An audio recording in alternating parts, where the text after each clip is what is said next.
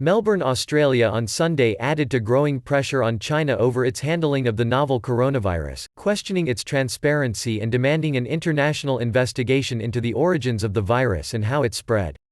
The coronavirus is believed to have emerged in a market selling wildlife in the central Chinese city of Wuhan late last year.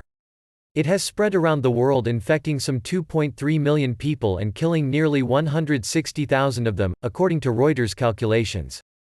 Australia's Foreign Minister, Marise Payne, said her concern about China's transparency was at a very high point.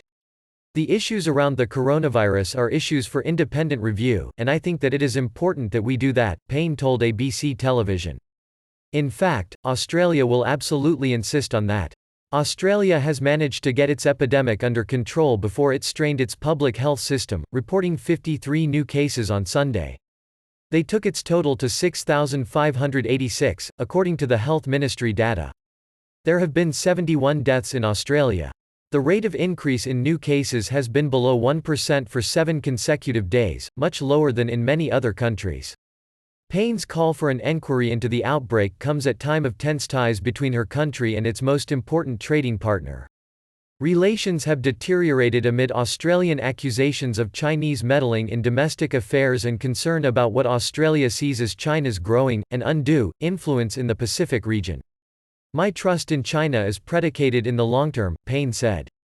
My concern is around transparency and ensuring that we are able to engage openly.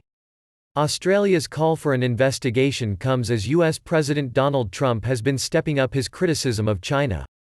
Trump and his senior aides have also accused China of a lack of transparency after the coronavirus broke out. On Saturday, Trump said China should face consequences if it was knowingly responsible for the pandemic.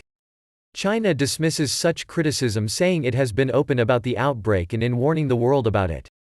Last week, Trump suspended aid to the World Health Organization, accusing it of being China-centric. The Geneva-based agency rejected that, but Australian Health Minister Greg Hunt also criticised it, saying some of its response to the coronavirus was not helpful. What we saw from some officials in Geneva, we think was a response which didn't help the world, Hunt told a briefing. We have done well because we made our own decisions as a country.